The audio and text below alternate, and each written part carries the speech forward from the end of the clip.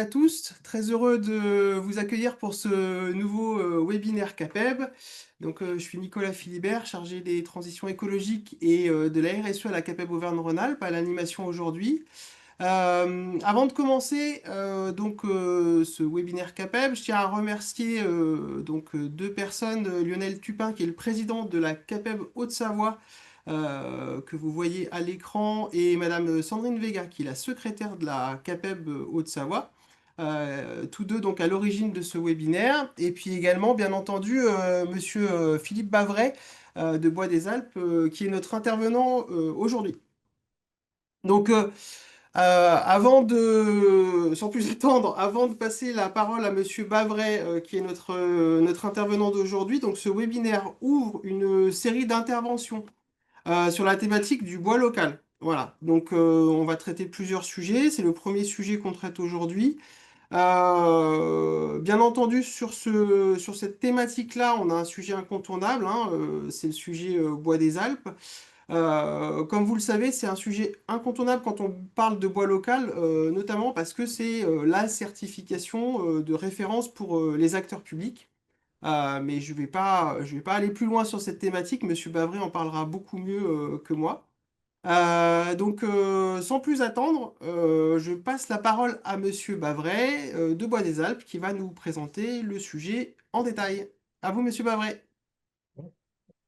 Merci Nicolas de me donner la parole. D'abord, et merci à la CAPEB de nous avoir conviés à ce webinaire qui nous permet effectivement de mettre en valeur nos marques de certification et la promotion de l'utilisation du bois local dans les bâtiments du massif alpin et dans d'autres usages. La certification Bois des Alpes est un mécanisme qui s'insère dans des politiques publiques. C'est une démarche fédératrice au niveau du massif alpin. Et effectivement, comme le disait Nicolas, Bois des Alpes pousse l'exigence de traçabilité à son plus haut degré en termes de suivi et en termes d'aptitude à remonter l'histoire du produit, son emplacement dans le process, et également la, la, la, la démocratisation de la qualité de la mise en œuvre. On est sur des produits de qualité, hein, issus du massif alpin français et respectant des exigences techniques, notamment des exigences de séchage des bois. Aujourd'hui, nous sommes tenus de répondre aux modes constructifs et aux exigences de qualité des plus hauts niveaux des standards les plus exigeants. Donc, les bois doivent être secs. On répond à des standards de normalisation et bien sûr aux normes européennes. Alors peut-être Philippe, effectivement, passer maintenant que vous avez décrit dans les grandes lignes ce qui fait un peu la force hein, de Bois des Alpes. Ça c'est une question qu'on a souvent hein, parmi nos adhérents. Concrètement, comment se passe la certification? Alors, au niveau de la démarche, déjà, il faut faire une certification qui est complètement, c'est ce qui fait sa force également, indépendante. Dont les contrôles sont faits par des organismes, des OCE, des tierces parties. Et on intègre, si vous voulez, comme vous le voyez sur la slide, la traçabilité des forêts de provenance. On peut même tracer à partir de la parcelle jusqu'à l'utilisation du produit dans le bâtiment. Et toute la chaîne de valeur, vous voyez alors il y a deux choses, il y a les flèches rouges et les flèches noires, pardon. Donc, les flèches noires sont ce qu'on appelle la chaîne de contrôle et les flèches rouges, c'est la provenance, en fait, c'est le cheminement du produit dans le process. Toutes les entreprises sont certifiées Bois des Alpes et, et également sur l'ensemble du process, nous avons la certification Bois des Alpes, mais au-delà de la certification Bois des Alpes, pour la gestion durable et responsable des forêts, on s'est appuyé sur le PEFC. Le PEFC ne se contente pas, si vous voulez, qui est une certification forestière, n'est pas uniquement sur l'amont, mais sur l'ensemble de la chaîne de valeur. Ça, c'est unique, ça n'existe. C'est ce qui fait ce que disait Nicolas, notre, en termes, si vous voulez, notre possibilité de garantir à 100% la traçabilité du bois. Philippe, je me permets de vous poser une question là qui nous remonte. Comment ça se passe concrètement un contrôle, par exemple, chez un charpentier qui pourrait être adhérent à la CAPEB? Alors, un contrôle, c'est pas des contrôles, si vous voulez, qui sont faits de manière inopinée, hein, ils sont prévenus. On a d'abord un audit initial qui répond à un cahier des charges extrêmement strict, hein, le cahier des charges, en fait, qui est exigé par notre référentiel certification. Alors, j'en ai pas parlé, effectivement, il y a également, on est COFRAC, ce qu'on appelle COFRAC. En fait, ce sont les auditeurs, ces tierces parties, qui sont eux-mêmes agrémentés ou accrédités plutôt par le Comité français d'accréditation. C'est un établissement unique, hein, c'est un établissement public qui gère également toutes les normes ISO. Et donc, on, au niveau de l'entreprise, elle fait d'abord une demande de recevabilité, ensuite elle a son audit initial. On offre la possibilité aux entreprises d'être accompagnées, pour celles notamment qui n'ont pas suffisamment d'ingénierie ou qui ne sont pas suffisamment effectivement organisées, hein, pour des questions de structuration. On a des consultants qui sont à même de pouvoir les accompagner, enfin des consultants, au-delà des consultants, hein, ce sont des sociétés qui sont sur les enjeux du bois. Et ensuite, il y a un audit annuel. Donc, sur l'audit initial, on part sur 3 ans, 3 ans d'engagement, Mhm. mais ça n'affranchit pas de ne pas être contrôlé entre-temps. Donc, il y a un audit annuel qui se fait en même temps que le PEFC. On essaie de proposer ça pour des questions de coût aussi. Et donc, sur cet audit annuel, on va effectivement, enfin, l'auditeur va demander, échantillonner, enfin, comprendre comment le produit a été processé, il a été séché, et qu'il ait bien suivi tout le cheminement exigé par le référentiel. D'accord, merci Philippe. Alors peut-être que je pense que ça ouvre un petit peu justement la question de la traçabilité, hein. Est-ce que vous pouvez nous parler de ce sujet-là? Parce que c'est quand même un peu la clé de voûte, je dirais, de la certification. C'est un point très important en tout cas et différenciant pour Bois des Alpes. Donc est-ce que vous pouvez nous parler justement de ce système de traçabilité chez Bois des Alpes? Oui, donc la traçabilité, effectivement, aujourd'hui, si vous voulez, on ne peut plus. Il y a une attente de la part des maîtres d'ouvrage, des équipes également de maîtrise d'œuvre, tous les acteurs de l'acte de construire. On ne peut plus se permettre de ne pas savoir d'où vient le produit, qu'est-ce que l'on va en faire dans le bâtiment. Donc, c'est la raison pour laquelle on est effectivement, c'est le fondement de Bois des Alpes, la traçabilité. C'est d'être en capacité de valoriser les ressources du massif alpin, donc a fortiori la forêt de montagne. Il faut savoir que là, c'est plus difficile d'accès, ça coûte plus cher en termes d'exploitation, hein. Et, et là, nous sommes en mesure effectivement de tracer de la forêt, encore une fois, jusqu'au bâtiment. On a également un outil de traçabilité qui va permettre où l'ONF, par exemple, incrémente cet outil pour, donc incrémente cet outil au niveau de ce qui est disponible et ce qui est éligible à Bois des Alpes. Et ensuite, le scieur est en possibilité également de donner ces informations. C'est un système de panier, il va récupérer ce qui est proposé par l'ONF. Si vous voulez, ça fonctionne un petit peu comme une blockchain privée. Et c'est ce qui va nous permettre, au final, d'être tracé. On exige également une séparation physique des bois. Donc ça, c'est quelque chose qui est également spécifique à Bois des Alpes, de façon à garantir, encore une fois, qu'il n'y ait pas de sujet sur qu'on puisse répondre à la question d'où vient mon bois. Il vient du massif alpin. Enfin, Mhm. il y a pas de débat possible. On a une question pour le coup dans le chat, Philippe. Concrètement, ça veut dire que on a une forme de traçabilité à la pièce, hein. Il y a des réactions par rapport à la notion de blockchain, hein, qui est une notion peut-être un petit peu moins connue dans notre réseau. C'est un peu la notion de traçabilité à la chaîne, c'est-à-dire que pour une pièce de charpente, par exemple, chez l'un de nos adhérents, on va être capable de remonter vraiment jusqu'à l'origine de la matière. C'est ça.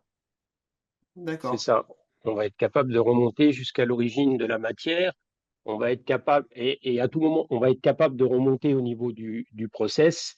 Et on va être capable, si vous voulez, de démontrer que ce que l'on apporte au marché est tracé et Et- géré de manière durable. On est aussi, si vous voulez, dans une logique régénérative, une gestion durable et responsable. Et on contribue également, si vous voulez, à l'entretien des paysages par le bénéfice, on va dire, d'une gestion forestière extrêmement éprouvée et poussée. D'accord, Philippe. Merci. Alors peut-être pour avancer un petit peu dans votre présentation, faire un bilan sur ce que c'est aujourd'hui Bois des Alpes. Alors aujourd'hui, Bois des Alpes, c'est effectivement, on est sur une forte dynamique, hein.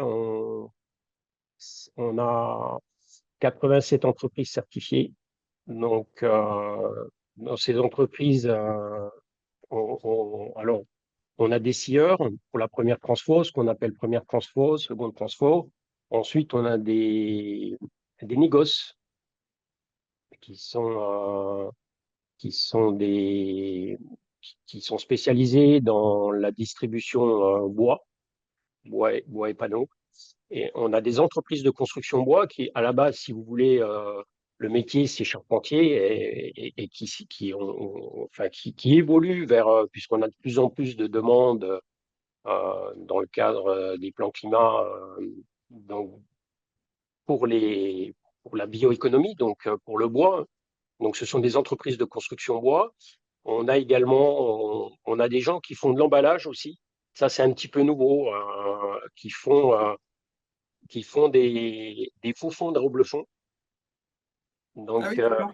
et Intéressant. on a également des gens qui font de la ruche pédagogique en bois des Alpes.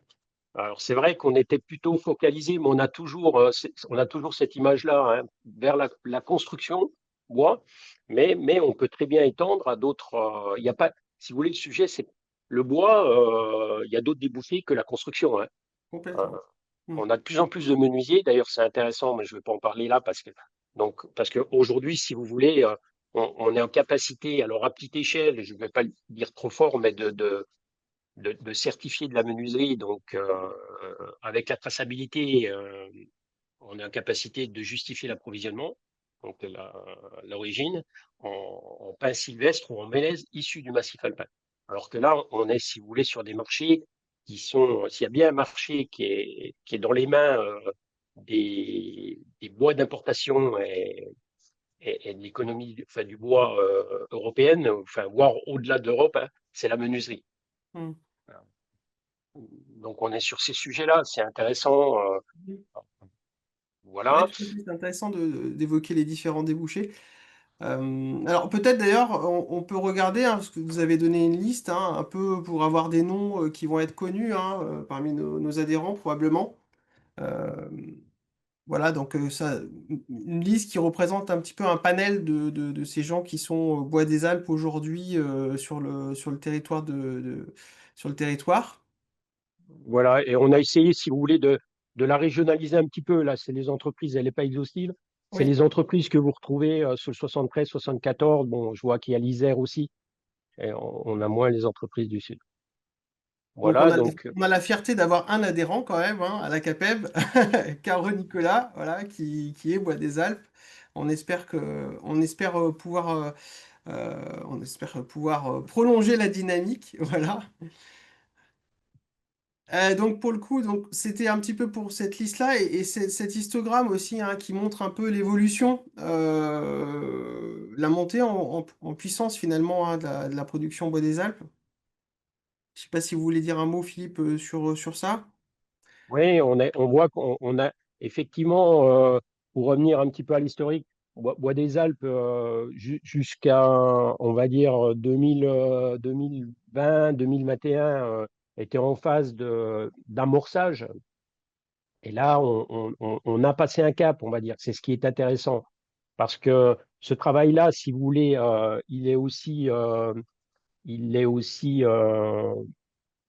comment je pourrais dire, il y a tout un travail qui est fait sur la partie amont, mais quand je dis amont, c'est la partie maître d'ouvrage.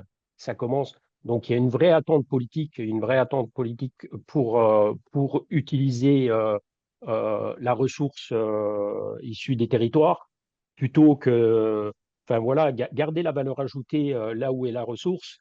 On est également politiquement, également pour lutter contre la fuite de valeur vers l'étranger.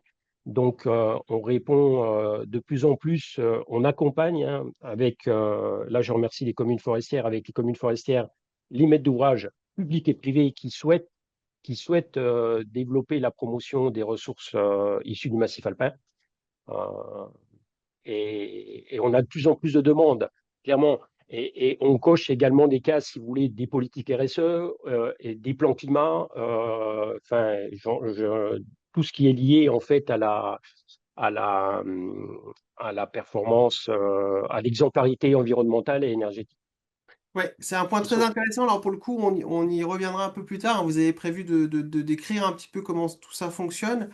Et c'est une bonne transition justement pour parler de ce que c'est concrètement finalement que Bois des Alpes en termes de produits, en termes d'essence.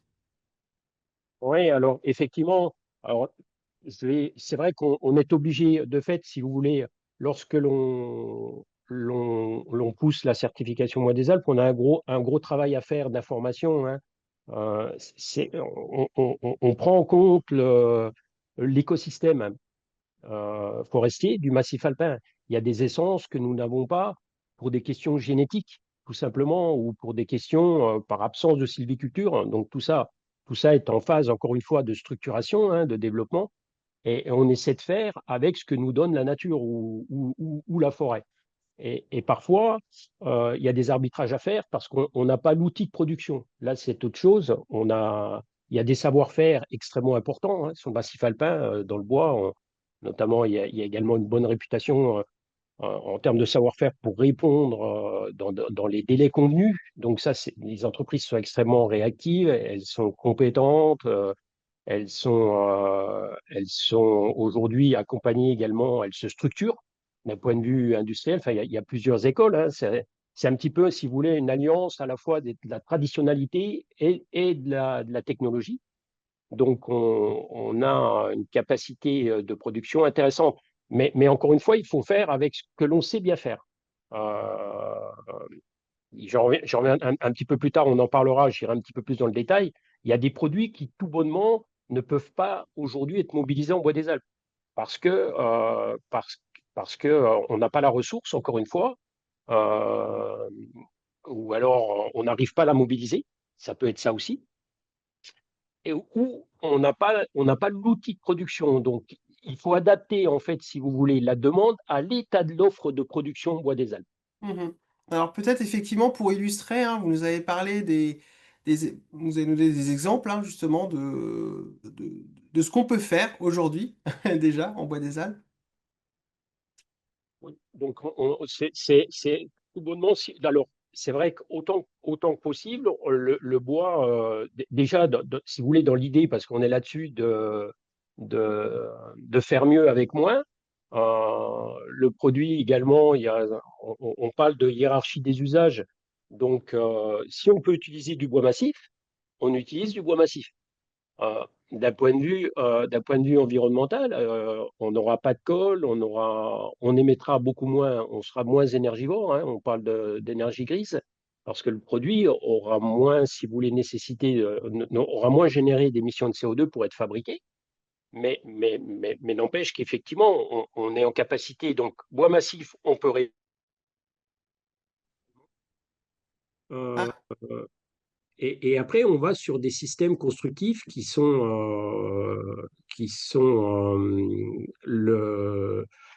soit, si vous voulez, on essaie effectivement de systématiser les modes constructifs, et de proposer donc ce qu'on appelle les systèmes plateformes ossature bois. mhm. Euh, on peut répondre également en poteau-poutre. On peut répondre sur des structures poteau-poutre, comme vous le voyez. Charpente traditionnelle, donc également en bois séché, hein, je l'ai dit, et charpente de grande portée avec le lamé collé. Après, voilà un petit peu le panel, si vous voulez, mais là, vous répondez à 80% de la demande du marché français en construction bois. Vous avez aussi tout ce qui est système de solution de parement? Oui, on a effectivement en bardage extérieur, encore une fois, on a du bardage extérieur en mélèze. En mélèze qui est un peu l'essence qui est mise en valeur sur la partie. Alors, du mélèze, on en a en Savoie, mais on en a surtout dans le 0,5. On est en capacité de faire du bardage épicéa, qui peut être brossé, traité, du bardeau. Bardeau, encore une fois, bardeau, c'est une spécificité on retrouve du bardeau dans le 0,5, hein, toujours en mélèze. Du parement intérieur en sapin, en épicéa et des surfaces de plafond acoustiques notamment. Alors c'est intéressant d'ailleurs parce que vous évoquez les essences hein, disponibles dans le massif alpin. Vous l'avez bien précisé, hein, l'idée c'est de faire avec la ressource. Donc peut-être nous en parler un peu plus au travers de cette slide. Oui, donc là, alors la structure, au niveau de la ressource, si vous voulez, nord du massif alpin, donc là où on est, hein, Savoie, Haute-Savoie, même 38, tout ce qui est Vercors, Chartreux, c'est beaucoup de épicéa sapin. Euh, du pin également, on va trouver du pin, notamment du pin sylvestre. On a un peu de mélèze, et sur la partie sud du massif alpin, c'est mélèze et pin. Alors, dans les pins, vous avez du pin Sambro, du pin crochet, du pin d'Alep dans le sud, sud, sud. Bien que le pin d'Alep remonte de manière naturelle, hein, parce que ça fait partie également des essences d'avenir. Donc, c'est des essences aussi qu'on va essayer, si vous voulez, de proposer. Il y a des tests, des essais qui sont faits pour le coller, pour pouvoir valoriser ces essences-là. Mais encore une fois, on prend en compte vraiment, si vous voulez, les phénomènes de rétroaction qu'on peut avoir, parce que les forêts sont impactées par le réchauffement climatique, de l'écosystème vers l'économie, et pas Bien sûr. l'inverse, si on veut valoriser correctement le bois des arbres. Euh, voilà, et après, quand on sait répondre, mais c'est un petit peu compliqué parce que là, mais on peut vous accompagner. On a du Douglas, mais le Douglas, il est pas répandu, si vous voulez, comme il peut l'être en termes ça part d'une volonté aussi de politique, de régénération de régénération, de plantation des forêts, on va dire. Et comme vous pouvez l'avoir dans les monts du Lyonnais ou dans le Morvan. Vous avez également des Douglas dans le Tarn. Dans ces régions-là, on va le trouver plus sur ces massifs-là. On en a un petit peu, donc, mais c'est plus difficile pour nous de trouver l'approvisionnement. Mhm. Voilà. Alors, Euh, donc là, ouais, excusez-moi, je passe, on avance un petit peu dans le temps, Philippe. Je me permets pour rester ouais. dans les temps qu'on s'est dit. Euh, alors là, peut-être réagir en deux mots, hein, vous l'avez déjà évoqué, mais effectivement, il y a clairement, vous avez parlé hein, d'adéquation entre la ressource, l'outil de production. Tous les systèmes constructifs ne sont pas disponibles chez Bois des Alpes pour ces raisons-là. C'est ça, donc là on est assez transparent, hein, on va éviter les structures porteuses en CLT parce qu'à ma connaissance, si vous voulez, et je pense que dans les 20 années à venir, il n'y aura pas d'usine de CLT dans le massif, sur le massif alpin. Donc, il faut vraiment, c'est vrai que j'ai pas développé au départ, mais dans Bois des Alpes, si vous voulez, on embarque la valeur ajoutée, j'en ai parlé, mais on embarque les emplois, on embarque non délocalisables. Donc, il faut que ce soit transformé sur le massif alpin. Mhm. Donc, comme cette usine de CLT n'existe pas sur le massif alpin, le but, c'est pas d'approvisionner une usine de CLT qui peut être située pas très très loin finalement dans le Jura ou qui peut être située dans l'ouest de la France pour revenir en Bois des Alpes. Enfin, ça n'a plus du tout, ça n'a plus du tout de cohérence et d'intérêt, quoi. Donc Mhm. on n'a pas de CLT. En Bois des Alpes, c'est contradictoire, on va dire.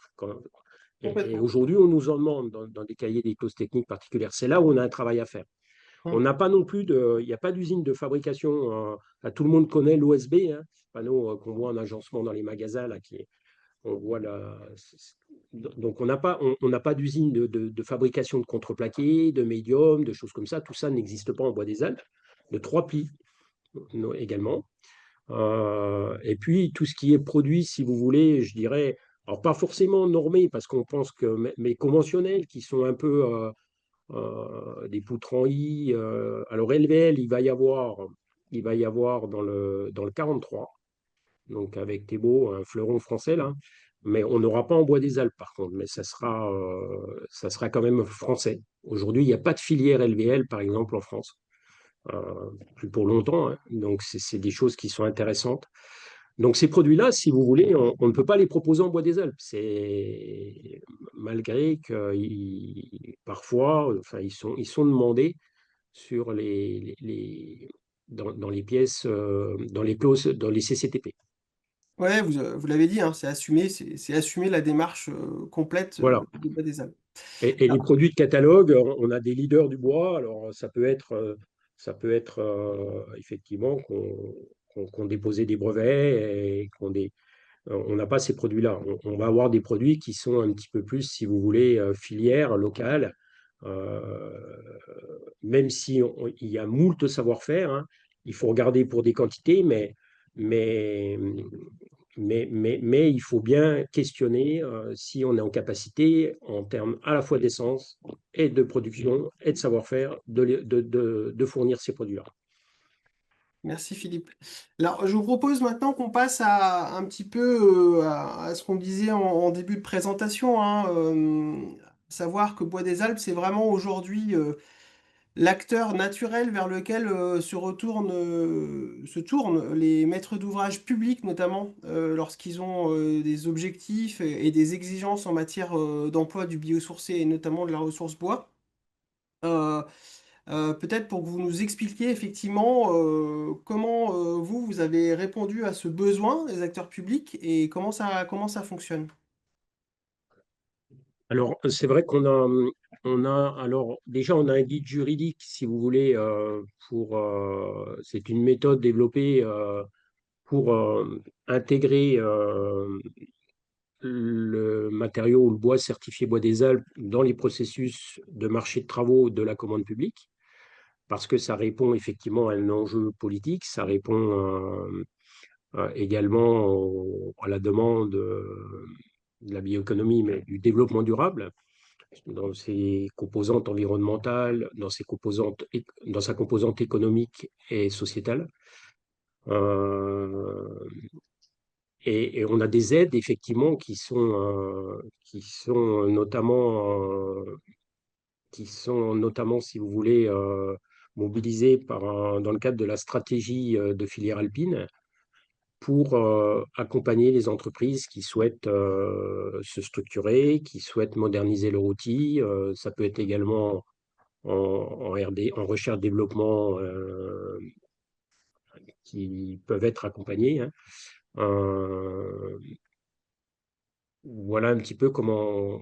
Parce que Bois des Alpes, encore une fois, la stratégie de filière alpine a fait de Bois des Alpes sa référence. Alors peut-être ce qui est c'est quelque chose qui remonte dans les questions qu'on a. Euh, Ce qui est important, je pense que peut-être que vous nous expliquiez, Philippe, à ce niveau-là, c'est qu'effectivement, des collectivités, pour diverses raisons, hein, ça peut être des choix politiques, ça peut être des stratégies de PCI, ça peut être aussi des incitations qu'elles ont à utiliser du bois, hein. Peut-être vous pourrez l'évoquer, ces aides dont elles peuvent bénéficier. Elles vont avoir ce niveau d'exigence. Ok, je vais utiliser du bois. Alors peut-être nous expliquer déjà effectivement ce qui peut les. Je pense que c'est intéressant que nos adhérents aient de la visibilité là-dessus parce que elles-mêmes vont être incitées à utiliser du bois. Peut-être que vous pouvez parler de ces aides que les collectivités elles-mêmes peuvent toucher. Oui, oui, là c'est dans le cadre, par contre, de la commande publique, hein. Elles ont, dans le cadre de la promotion de l'utilisation du bois local, donc, mais bois local, c'est vrai on a tendance, enfin, moi je suis, nous, en bois local, on rajouterait certifié. Voilà, parce que c'est extrêmement difficile de tracer le bois. Donc, à travers la certification Bois des Alpes, les maîtres d'ouvrage peuvent bénéficier de bonifications de DETR, dotation aux équipements des territoires ruraux pour les communes rurales, et DICIL, dotation au soutien des investissements pour les communes un peu plus importantes, voire les métros.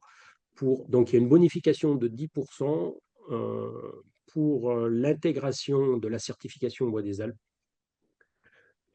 sur la totalité du marché de travaux plafonné à 100 000 euros. Donc ça, c'est très intéressant, Philippe, parce que ça veut dire qu'effectivement, ça va être intéressant pour un maître d'ouvrage public. Et ce maître d'ouvrage-là, il va pouvoir accéder à cette opportunité si et seulement si, hein, vous l'avez dit, il est capable de montrer que derrière, il a vraiment accès à de la ressource locale. Et ça va passer par la certification. Donc en fait, pour le coup, la certification, y compris d'une entreprise, hein, c'est quelque chose que le maître d'ouvrage public va rechercher. Effectivement, et là, je dirais, il y a un point de vigilance à avoir, mais qu'on ne sait pas toujours, pardon.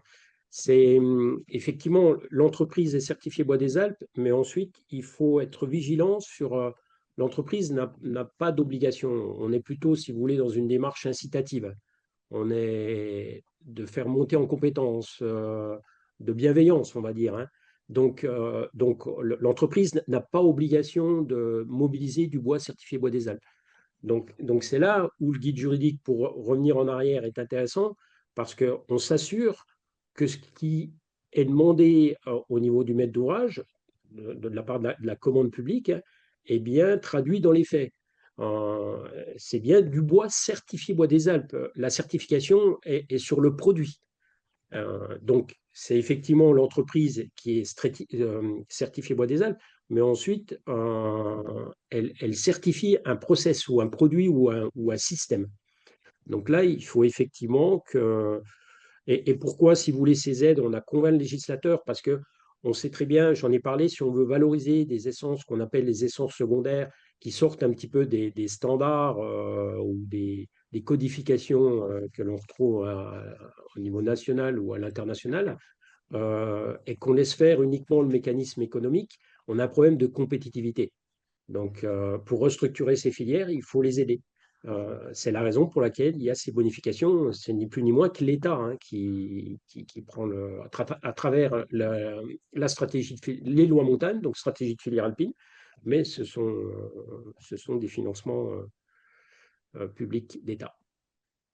Merci Philippe. Donc ça, c'était effectivement pour la dimension accès à la commande publique, hein, qui est facilitée par la certification Bois des Alpes. Et si on regarde peut-être d'un point de vue un peu plus global sur ce que permet la certification. Alors, effectivement, d'un point de vue global, merci Nicolas, et ça tombe bien parce qu'on on est vraiment, aujourd'hui, on a des entreprises qui développent Bois des Alpes, qui s'approprient l'outil et qui à la fois montent en gamme, qui singularisent, hein, on va dire, et plutôt que de se battre par rapport à un prix, vont effectivement être dans une démarche de progrès. C'est en ça que je parle d'outils de progrès et de marketing. Euh, c'est dans leur ADN, c'est dans leur méthode de fonctionnement. Ils ont du personnel formé à la certification Bois des Alpes. Et il y a des cohérences où il y a des logiques parce que on retrouve les mêmes personnes, ce sont les mêmes personnes que l'on retrouve dans les commissions RSE. Mhm. Donc, encore une fois, il y a beaucoup Oui, de. c'est cohérent, oui, tout à fait. Il y a- et j'ai tendance à dire aux entreprises, en fait, une entreprise qui est dans la certification Bois des Alpes, ou qui est dans cette démarche, en tout cas, qui a envie d'accéder à la certification Bois des Alpes, ou euh, euh, et au niveau, comment dire, de ces, et un petit peu de l'avance par rapport à ce que, si vous voulez, ce que va préfigurer les futures normes.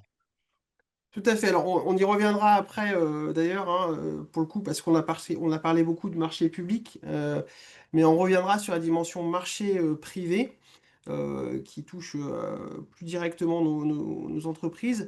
Peut-être avant d'aller sur ce point marché privé et sur l'intérêt de Bois des Alpes, peut-être évoquer le sujet qui fâche, hein, celui de l'argent, voilà, le contre-argument un petit peu qui est des fois opposé à Bois des Alpes. Est-ce que vous pouvez aborder ce point justement du coût de la construction en Bois des Alpes, Philippe? Oui, alors effectivement, certains produits peuvent être situés dans les coûts moyens, dans les coûts moyens du marché. Euh, Plus on sera, si vous voulez, plus on anticipera, plus on travaillera en amont, plus on mobilisera, plus on communiquera, plus on préparera, on planifiera, meilleur on sera en termes économiques. Et c'est vrai que j'ai parlé bois brut tout à l'heure. Effectivement, ça s'intègre dès la conception. On- Concevoir de manière à rendre possible le bois des Alpes peut également faire des économies parce qu'on a beaucoup moins de produits, on va dire, à fort contenu de technicité, donc qui coûtent moins cher. Mais à condition, si vous voulez, encore une fois, on est dans cette démarche de, si on y met, si on investit dans de la matière grise, on va optimiser l'utilisation, l'impact matière, hein, l'impact carbone.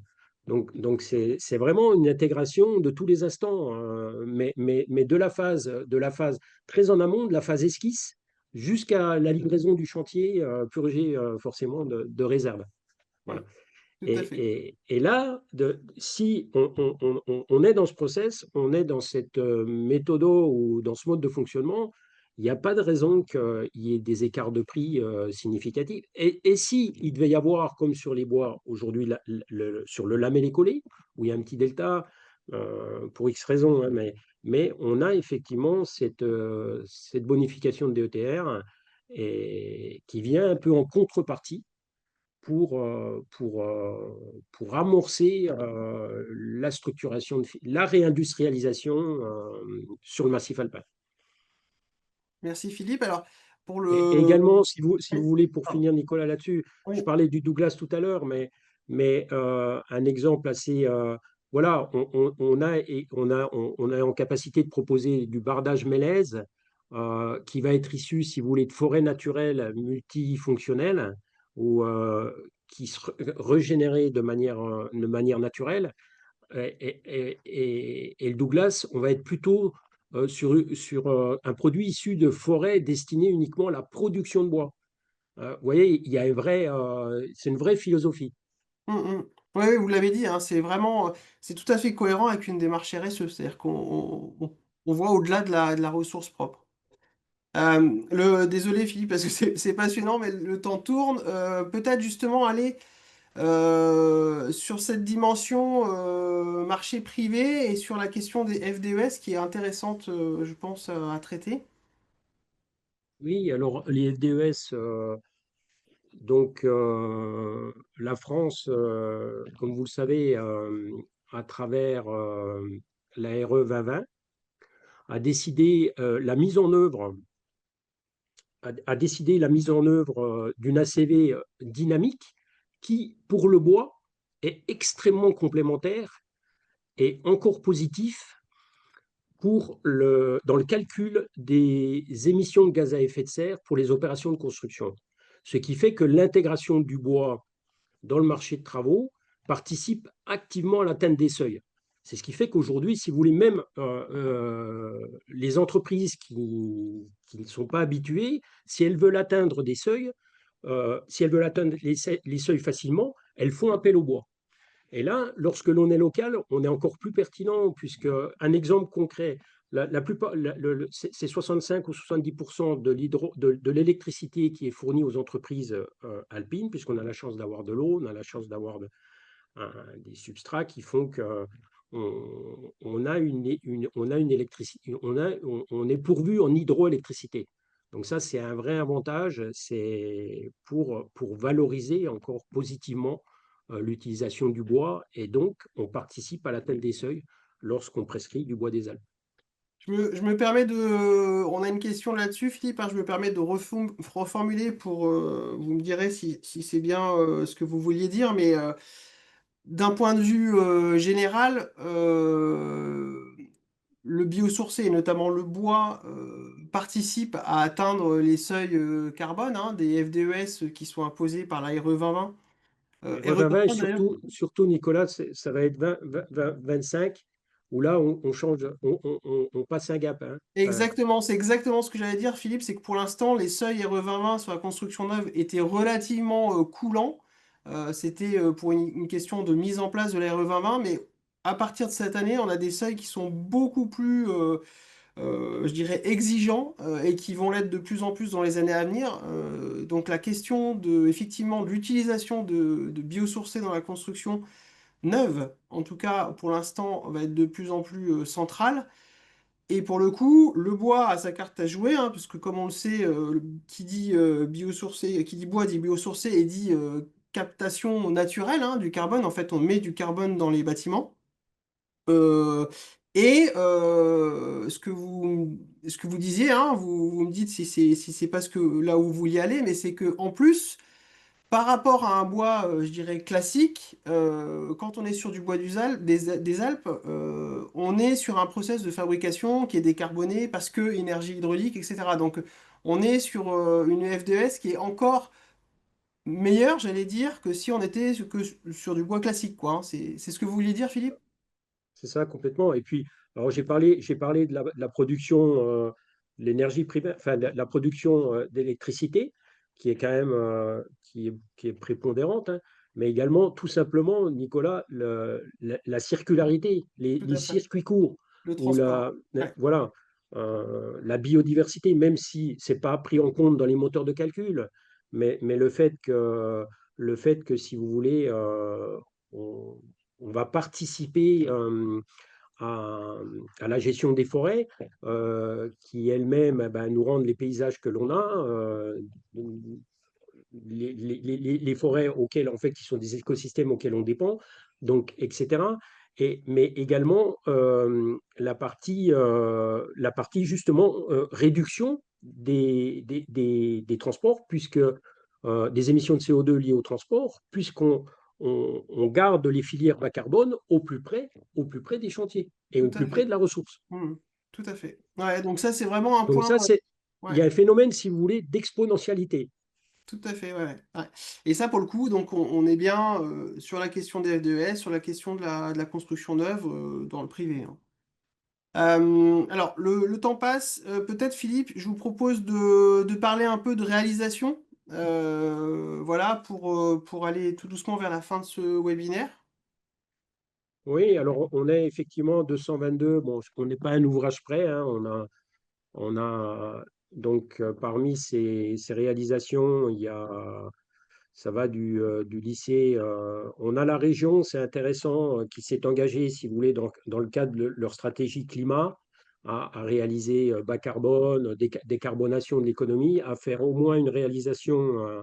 Un- un- donc, c'est un lycée ou une réhabilitation ou une rénovation en bois certifié Bois des Alpes par an. Aujourd'hui, c'est au-delà de ça, ils vont au-delà de ça, hein. Euh, et on a effectivement on a des ouvrages emblématiques qui sont des démonstrateurs aussi, mais on a également du pavillon ou du pavillon de la maison, du chalet dans les Hautes-Alpes, dans les stations de montagne, pour du maître d'ouvrage privé. Alors, je me permets, j'ai fait dérouler les slides hein, pour. Ah, donc là, maison de santé, vous voyez, construction d'une maison de santé pluridisciplinaire. Après, là, concrètement, on le voit simplement au niveau, si vous voulez, de la forme du bâtiment. Là, on est sur quelque chose de très compact. Donc, et on a valorisé un maximum de bois certifié bois des Alpes sur ce Mhm. projet-là, là, qui a été récompensé au niveau national. Donc, merci à toutes les équipes de maîtrise d'œuvre, au maître d'ouvrage. Et le chantier que vous voyez à côté, le bois a été fourni par la commune. Donc, on a un contrat d'approvisionnement, la commune, encore une fois, qui était propriétaire. Donc, pour elle, ça a du sens. Elle amène sa ressource, elle amène sa ressource économique ou sa ressource pour réaliser un bâtiment. Donc, c'est la Comcom de Serre Chevalier, Briançon. Enfin, et pour réaliser ce refuge qui est le refuge du Clos des Vaches à 2400 mètres d'altitude réalisé complètement en bois des Alpes. Alors, ouais, beaucoup de mélèzes. Enfin, Ouais, très intéressant. voilà. Et pour le coup, donc si on se projette, hein, là on est un petit peu sur demain, mais un sujet qui pourrait avoir pas mal d'importance dans les années à venir, notamment en Haute-Savoie. Oui, effectivement, pour les JO, on a fait circuler aussi un manifeste. Donc, ça nous permettait d'être, si vous voulez également, nous, de faire une petite évaluation de où on en était, où les entreprises, effectivement, ont répondu positivement, se sont mobilisées, ont communiqué pour dire, en tout cas, sur ce qu'elles savaient faire, on ne va pas essayer de révolutionner ou d'aller vers des nouvelles choses, mais ce qu'on était en capacité de faire, on, les entreprises étaient là pour l'enjeu des JO, pour l'enjeu des bâtiments qui seront, dont le maître d'ouvrage sera la Solidéo, les collectivités, mais également toutes les retombées indirectes.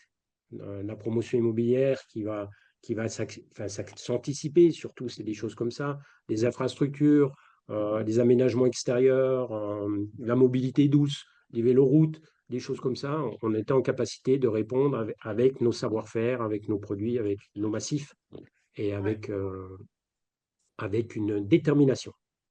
Et ce qui est très intéressant, effectivement, Philippe, sur ce sujet-là, hein, c'est pas encore un sujet pour demain, mais c'est très, très certainement un sujet qui va booster le territoire d'un point de vue économique et sur lequel les acteurs vont avoir un fort niveau d'exigence sur ces enjeux environnementaux. Donc, vont chercher un certain nombre d'assurances là-dessus et Bois des Alpes. Notamment sur la traçabilité qui, à mon Exactement. sens, quand on parle c'est de l'héritage. Ce qui est important, si vous voulez, c'est la ref. Voilà, c'est de partir donc dans l'héritage, la traçabilité est prépondérante. En revanche, on aura besoin effectivement de l'ensemble de la filière pour un enjeu comme ça. Mais Bois des Alpes est en tout cas en capacité d'apporter sa pierre à l'édifice, c'est le cas sa brique à l'édifice, pardon, hein, Ouais. c'est le cas de le dire, et d'avoir toute sa part. Eh ben merci, merci pour ces précisions, Philippe. Alors, on arrive à la fin de ce webinaire. Alors, on avait prévu une petite session de questions-réponses, mais je pense qu'on les a traitées au fil de l'eau, hein. Si on en a oublié, on reviendra vers les participants pour compléter. Bah, merci beaucoup à vous, Philippe, pour cette présentation donc de Merci à Bois vous des Alpes. de nous avoir sollicités. C'est tout le plaisir est pour nous. Eh ben, écoutez, c'est parfait. Merci. Donc, merci aussi à tous les participants, hein. J'espère que ce sujet vous a intéressé, vous a donné envie d'avancer sur ce sujet. Bien entendu, n'hésitez pas à vous rapprocher ben, de votre CAPEB, hein, de la CAPEB Haute-Savoie et d'une autre CAPEB si vous n'êtes pas directement situé en Haute-Savoie, puisque ce webinaire aura une audience plus large probablement. voilà, de vous rapprocher de votre CAPEB pour avancer. Vous l'avez vu, nous sommes en lien avec Bois des Alpes, donc nous pouvons vous aider à avancer sur ce sujet si ça vous intéresse. Donc merci à tous, merci à Monsieur Tupin, à Madame Béga également pour leur participation, et puis je vous dis à bientôt pour un prochain webinaire. Au revoir. Merci beaucoup. Au revoir.